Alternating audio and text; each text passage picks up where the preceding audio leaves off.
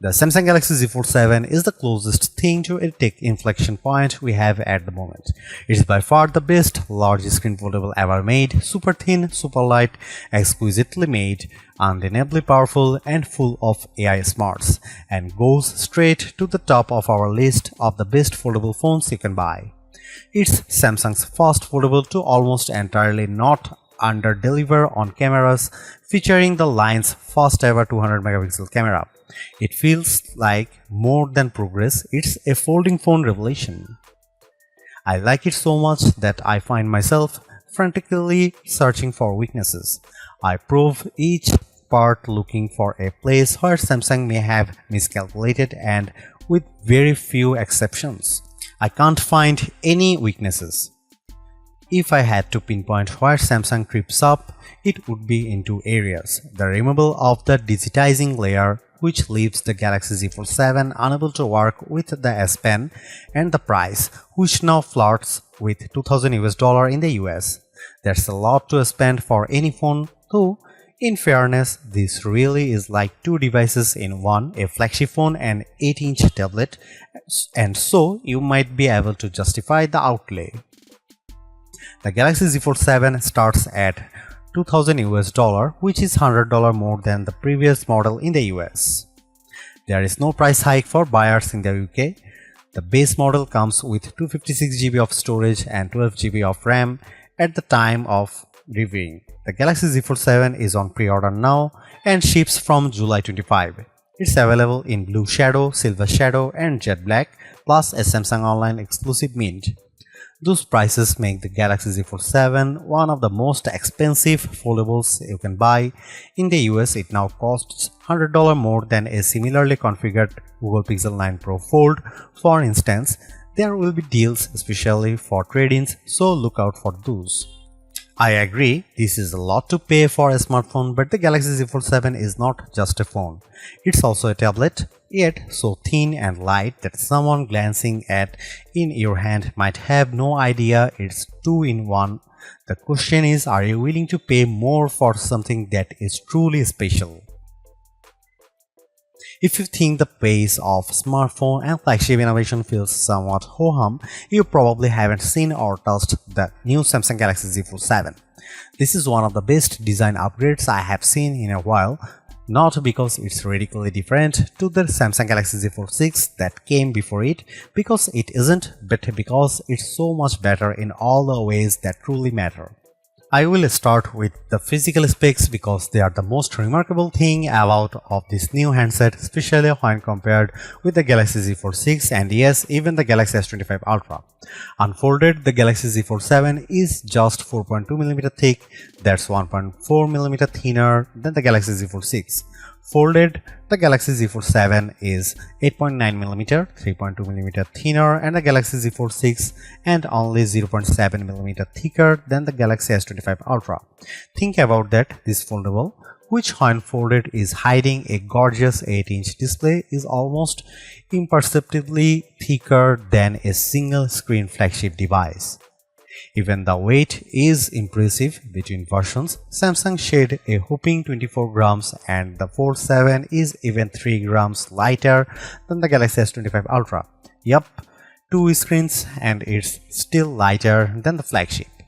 Perhaps that shouldn't be so surprising. When I hold the Galaxy Z Fold 7 up to the Galaxy S25 Ultra, the foldable is smaller than the Ultra, which is 162.8mm by 77.6mm, while the Galaxy Z Fold 7 when folded is 158.4mm by 72.8mm. Carrying the Galaxy Z Fold 7 is now like a holding secret. At a glance, it looks like a standard 6.5-inch smartphone. It's not until you take a closer look that you notice the seam down one edge and the hinge on the opposite side.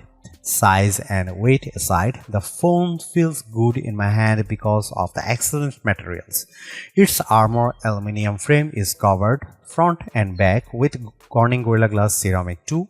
A substantial pill-shaped 3-camera array sticks out of the back. Whenever I put the phone down camera side first, it tips at an awkward angle. I guess that's the price I have to pay for a better imaging system. On the top edges, when you are holding the phone, are a pair of microphone holes, a vent and a SIM slot. The bottom edges feature more microphone holes, a speaker slot, and the USB-C data and charging port. The tolerances here are quite something. The USB port appears to just barely fit in the space. The only buttons are the long volume rocker and the power or fingerprint reader and Gemini button. Samsung has re-engineered the hinge and it's noticeable. The phone is firmly closed when folded and has considerable but not overly resistant tension as you open it, and it snaps into position as a fully flat 8-inch tablet. Unfolding the phone, you are greeted with a flexible display surrounded by a roughly 2mm forgiving raised border that keeps the Fold 7 from making a metallic snapping sound when you close it. There is still a crease, but it's far less pronounced than what you see on the Galaxy Z Fold 6. That's due in part of the new teardrop-shaped screen fold hidden in the redesigned hinge, meaning the thin, flexible screen curves into a perhaps more forgiving teardrop shape when the phone is folded. This is likely what accounts for how it can more easily unfold to a nearly perfectly flat phone. I can only see whatever minimal crease remains at certain odd angles, and more so when the screen is off. To the touch, it's barely perceptible.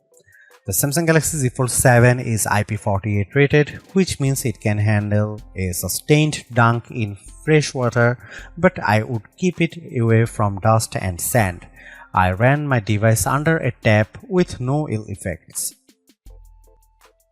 A wider and taller Z Fold means not one but two bigger screens. The cover display is now a 6.5-inch 21:9 display that is finally indistinguishable from a standard flagship phone display. Where the Galaxy Z Fold 6 has a 968 by 2376 resolution, the Z Fold 7 cover screen is an expansive 2520 by 1080 422 ppi 1 to 120 Hz AMOLED 2x screen. It has a punch hole for the 10MP selfie camera, but it does not feature an under-the-screen fingerprint reader that's integrated with the power button. It's a lovely, bright screen that's now wide enough to more easily accommodate a more usable virtual keyboard and fully serviceable when you don't want to unfold and use the main display. Like the cover display, the main display is larger this year. It's now an 8-inch display from the Galaxy Z Fold 6's 7.6 inches. It's also got more pixels, jumping from 2160 by 1856 to 2184 by 1968. It's still QXGA+ and supports the dynamic 1 to 120 Hz refresh rate. While the display size now matches Apple's iPad mini, the 6th generation's mini's 8-inch screen has an aspect ratio of 3:2, while the Galaxy Z Fold 7 is now 5:6. This makes the Fold 7 more of a square as compared to the iPad's slightly rectangular display. In practice, this means that on the Z Fold 7, some videos and games may have larger black borders at the top and bottom.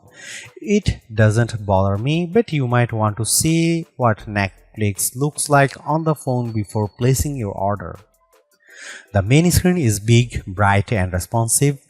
It was useful in bright sunlight and all motion looked fluid and smooth. I left it on the default setting, which lets the system adjust the refresh rate on the fly up to 120 Hz and down to 1 Hz, which is not as energy efficient as locking in at 60 Hz. Both screens are rated for a max brightness of 2500 nits. In our testing with the HDR enabled, we got up to 2245 nits on the main screen and 2016 nits on the cover screen. Those are admirable numbers and mean you shouldn't have any trouble viewing these displays in direct sunlight. To achieve the 4.2mm thickness, Samsung made some changes to the panel configuration, most notably dropping the digitizing layer that in the Galaxy Z Fold 6 offered support for specially tipped S Pens. I was initially pretty upset about this, but I did find that I could still draw with my finger. It's not as precise, but it's not terrible, and I can still use my finger to mark up images for generative editing and sketch to image. My doodles for the latter are not as good as those drawn with an S Pen, but the screen had no trouble interpreting my rough sketch and transforming it into a very realistic mouse. I can report, though, that while the S Pen or any digitizing stylus will not work, a classic dump capacitive complement stylus, one you can buy for $6 on Amazon, does work with the display. It won't record pressure or angle, but it makes it a lot easier to draw. The other thing you might notice on the new Galaxy Z Fold 7 display is the noticeably larger camera punch hole. It's not only bigger in order to accommodate a better 10 megapixel camera. It was just 4 megapixel on the Fold 6. The hole is also no longer covered with pixels, so it remains visible at all times.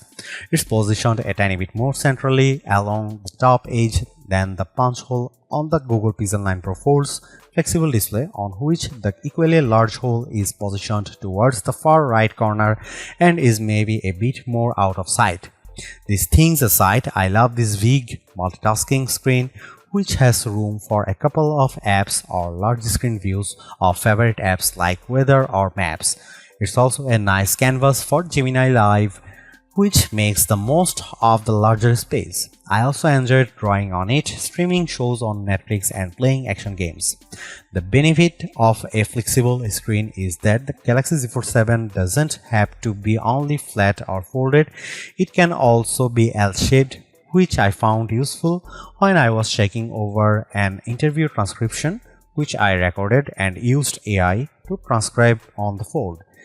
A 90-degree fold also proved useful for watching videos on one half of the screen, while the rest of the fold served as a steady base. There was nothing much wrong with the Samsung Galaxy Z Fold 6's camera array. It has a nice 50 megapixel lens, a 10 megapixel and a 3x optical zoom, 10 megapixel, but I was very aware that this was a flagship class phone with a flagship level price, and it bothered me that the best camera array was reserved for Samsung's Ultra line. That is no longer the case. The Samsung Galaxy Z Fold 7 has a new camera system with two notable upgrades and one disappointment. Here's the full camera system: 200 megapixel wide camera, 12 megapixel ultra wide, 10 megapixel 3x telephoto, 10 megapixel cover screen, 10 megapixel main screen. The big news here is the new 200 megapixel sensor that, while similar to what's found in the Samsung Galaxy S25 Ultra, has been re-engineered to fit into the Galaxy Z Fold 7's super slim frame. Like most high megapixel smartphone cameras, this one defaults to a 12 megapixel shot, combining the information from multiple pixels for better clarity, contrast and colors. It does a nice job, but there is a very good reason to shoot at the full 200 megapixel. Doing so lets you crop into almost any picture detail without losing clarity. Here you can see some camera samples of the Samsung Galaxy Z Fold 7.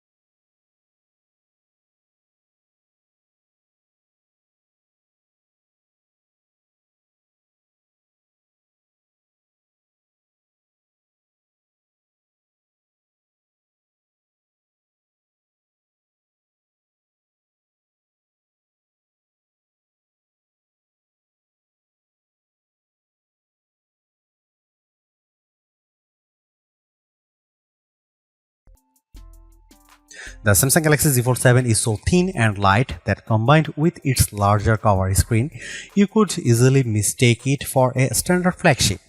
There is a larger 8-inch display inside, and all this plus the new camera system, the main camera finally gets a 200 megapixel sensor, make this the most desirable Z Fold yet.